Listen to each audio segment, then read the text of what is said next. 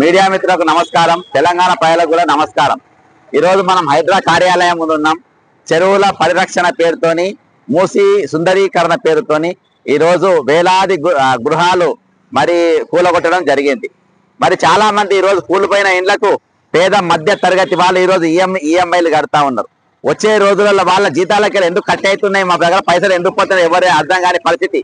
చాలా మంది మా ఇండ్లు బఫర్ జోన్లో మేము కట్టలేదు అని చెప్పారు. మా ఇల్లు FTL లేదు అని చెప్పిండ్రు. ఎందుకంటే మాకు రిజిస్ట్రేషన్ చేసిండ్రు అన్నారు. రిజిస్ట్రేషన్ చేసేటప్పుడు అందులో ఒకవేళ FTL ఉన్న బఫర్ జోన్ ఉన్న అలా చూపెడుతుంది. కాబట్టి అవి లేవు కాబట్టి అవి చూపించినాయి అని చాలా మంది చెప్పిండ్రు. చాలా మంది ఈ రోజు అవన్నీ చూసే మున్సిపాలిటీ మాకు పర్మిషన్ ఇచ్చిండ్రు అని చెప్పిండ్రు. అవన్నీ చూసిన తర్వాత రేరా వాళ్ళు కూడా మాకు పర్మిషన్లు ఇచ్చిందని చెప్పిండ్రు. ఈ రోజు అన్ని కూడా వాళ్ళు రూల్స్ అండ్ రెగ్యులేషన్ అంతా కంప్లీట్ చేసినాక మరి బ్యాంకుల యొక్క లీగల్ టీమ్ డాక్యుమెంట్స్ అన్ని చూసి సాటిస్ఫై అయినాక వాళ్ళకి 50 లక్షలు కోటి రూపాయల వాళ్ళకి లోన్లు ఇవ్వడం జరిగింది. ఈ రోజు ఆ లోన్లు తీసుకున్న వాటికి కూలిపోయిన ఇళ్ళకి ఈ రోజు కడతారు.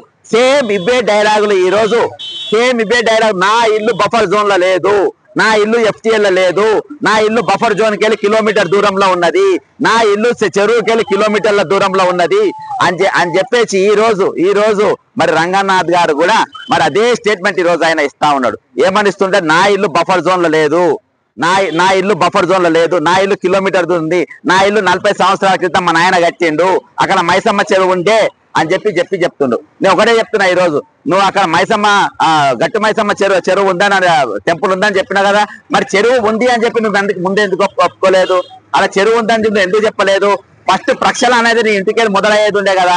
నా ఇల్లు అక్కడ ఏది ఫలానా కృష్ణకాంత్ పార్క్ దగ్గర యూసుఫ్ కూడా పెద్ద చెరువు ఉండే అని ఈ రోజు పెద్ద మీడియా వాళ్ళు మాకు ఎప్పుడో తెలుసు, గాడులా కాస్తున్నాయి. ఈ రోజు ఏం చెప్పలే పెద్ద మీడియా వాళ్ళు. రాత్రి స్టోరీలు వేసిండు కదా, ఎవరో సోషల్ మీడియా వాడంట కమిషనర్ గారి ఇల్లు బఫర్ జోన్ లో ఉందని చెప్పిందంట. ఇది లేదని చెప్పి కమిషనర్ గారు స్టేట్మెంట్ ఇచ్చిందని చెప్తారు. అరే మీరు ఎవరు ఏ సోషల్ మీడియా యాక్టివిటీస్ ఇది బయట పెట్టిన పేరు తెలియకుండా మీరేం జర్నలిస్టులా? మీరేం జర్నలిస్టులు? నేను బాజాప్తా అక్కడ చెరువు దగ్గర పోయి కృష్ణకాంత్ పార్క్ చెరువు దగ్గర ముందు కూర్చొని అలా నిలబడి ఇది బఫర్ జోన్ లో ఉన్నది, ఇది కృష్ణకాంత్ చెరువు, ఈ కృష్ణకాంత్ పార్కు ముందు చెరువు ఉండే, దాదాపు 150 ఎకరాల పైన చెరువు ఉండే, ఇక్కడికి వెళ్ళి రోజు ఉన్నటువంటి మధురా నగర్ ఇదంతా కూడా అందులో కట్టినయే. మరి అక్కడికి వెళ్ళి నోటీసులు ఎందుకు ఇవ్వలేదు? ఆడ చెరువు కృష్ణకాంత్ పార్క్ చెరువుకు ఈ రోజు ఇది చెరువులో ఉందని ఎందుకు చెప్పలేదు మీరు? అర్థమైందా? అంటే పేదోళ్ళకు మధ్య తరగతి ఒక న్యాయము, గొప్పలకు ఒక న్యాయము, బ్యూరోక్రసీకి ఒక న్యాయము, రాజకీయ నాయకులు ఒక న్యాయము, తిరుపతి రెడ్డికి ఒక న్యాయము, రంగనాథ్ రాజు గారికి ఒక న్యాయమా? చట్టం అందరికి ఒకటి కాదా? న్యాయం అందరికి ఒకటి కాదా? ఈ రోజు ఎందుకోసమని మీరు చట్టాలు చేసుకున్నారు? ఇప్పుడంట 1000 ఇండ్లు కూలగొట్టి అందరు నిరస్థాయిలు అయిపోయిన తర్వాత వాళ్ళ జేబులోకి వెళ్ళి ఈఎంఐలు ఎందుకు కట్ అవుతున్నా తెలియకుండా పరిస్థితుల్లో ఈ రోజు అంట పర్మిషన్ ఉన్న ఇండ్లు మేము కూలగొట్టమంట. మరి కూలగొట్టిన ఇళ్ళకి ఏంది? వాటి రక్షణ ఏంది? వాటి ఈఎంఐలు ఎవరు కట్టాలి? వాటి పైసలు ఎవరు కట్టాలి? నిరాశ్రయులైన వాళ్ళకి వాళ్ళ కింద ఎవరు ఇవ్వాలి? ఈరోజు రూల్స్ సిస్టమ్ వచ్చినా మాట్లాడుకుంటారా? మూసిరెడ్డి మాట వింటే ఒక 420 గాని మాట విని ఈ రోజు మీరు ఇన్ని ఇండ్లు కూలగొట్టిండ్రు. రూల్ అంటే రూలే ఉండాలి. సెక్రటరియట్ బఫర్ జోన్ లో ఉంటే బఫర్ జోన్ లోనే ఉండి కూలగొట్టాలంటే. హైడ్రా ఆఫీస్ బఫర్ జోన్ లో ఉంది, హైడ్రా ఆఫీస్ బఫర్ జోన్ లో ఉంటే కూలగొట్టాలి. రూల్ ఈజ్ రూల్ అంటే రూలే. మనిషికో రూలు, మాటకో రూలు, క్షణానికో రూల్, మారేది కాదు రూల్ అంటే. అందుకనే ఇది అసెంబ్లీలో చర్చ జరిగేది ఉండే, రిజిస్ట్రేషన్ చర్చ జరిగేది ఉండే. చర్చ జరిగిన తర్వాత బిల్లు కోసము మరి గవర్నర్ దగ్గర పోయేది ఉంటే అప్పుడు గవర్నర్ సంతకం పెడితే అప్పుడు నడుస్తుంది. నువ్వు అసెంబ్లీలో చర్చ జరగకుండా గవర్నర్ దీనిపైన ఆమోద ముద్ర ఎట్లేస్తుంది? కమిటీకి హైడ్రా పవర్స్ కి ఆమోద ముద్ర ఎట్లేస్తుంది? ఇది చట్ట విరుద్ధం. ఇది చట్ట విరుద్ధం. గవర్నర్ ఏదైతే ఆర్డర్స్ ఇచ్చిండో ఆర్డర్స్ పనికిరావు, అవి చెల్లయి అని ప్రతిపక్ష పార్టీలు ఎందుకు మాట్లాడలేదు? ఎందుకు నోరు తెరవలేదు? ఈ రోజు ఒకటే చెప్తున్నా, చట్టం అనేది అందరికి ఒక తిరిగి పలగొట్టారు. ఈ రోజు కమిషనర్ గారు అన్నారు నా ఇల్లు బఫర్ ఏది చెరువుకి వెళ్ళి కిలోమీటర్ దూరంలో ఉంది అని అన్నారు.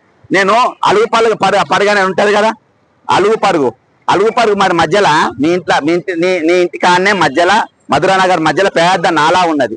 ఆ నాలాకి వెళ్ళి అలుగు పరుగు ఎంత కిలోమీటర్లు ఉన్నా చెప్పవా? మరి అసలు చెరువు ఎన్ని కిలోమీటర్లు చెప్పు నువ్వు. ఫస్ట్ చెరువు అనేది మూసేసిండ్రు. ఫస్ట్ కృష్ణకాంత్ చెరువు అనేది కూలగొట్టాలి, దాన్ని డెమాలిష్ చేయాలి. ఆ చెరువు ఎంత విస్తీర్ణం ఉన్నదో ఫస్ట్ అది బయటపెట్టు. దాని FTL ఎంత ఉందో బయటపెట్టు. అది మీ ఇంటి దాకుండే, మీ ఇల్లు కాదు.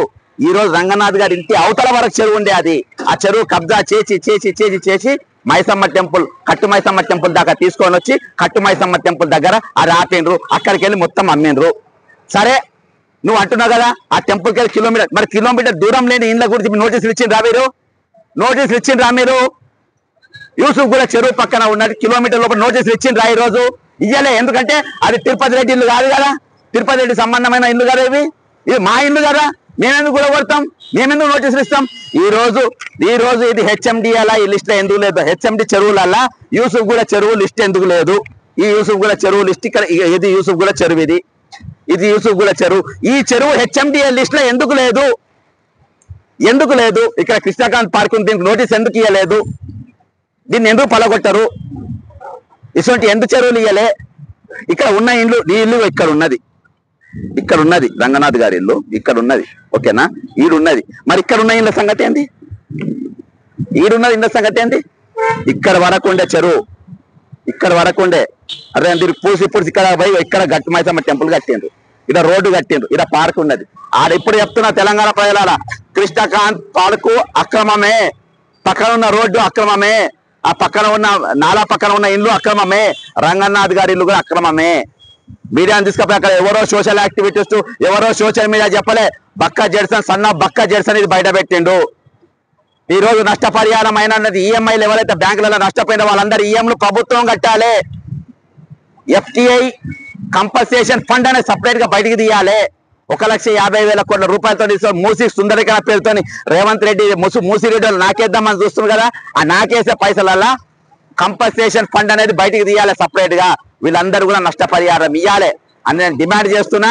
అక్కడ కృష్ణకాంత్ పార్క్ డెమాలిష్ చేయాలి, అక్కడనే ఉన్న ఇండ్లను కూలగొట్టాలంటలేను, కూలిపోయిన ఇండ్లకు మాత్రం ఖచ్చితంగా మార్కెట్ రేట్ ప్రకారం ఒక జ్యుడిషియల్ కమిటీ వేయాలి. ఆ జ్యుడిషియల్ కమిటీ వేసి వాల్యుయేషన్ వేయాలి, ఆ వాల్యుయేషన్ ప్రకారం వాళ్ళకి కంపెన్సేషన్ ఇవ్వాలని చెప్పేసి నేను డిమాండ్ చేస్తున్నా. 100% రంగనాథ్ గారు మీ ఇల్లు బఫర్ జోన్ లోనే ఉన్నది. ఇక ఇప్పుడే నీకు నీ ఆఫీసర్ కాగితం ఇచ్చిన, మీరు రూల్ అంటే రూల్ లెక్క మాట్లాడదాం, రూల్ కాదనంటే నేను కూడా అవసరమైతే కోర్టు వరకు కూడా పోతా. జై తెలంగాణ, అమరవీరులకు జోహార్లు.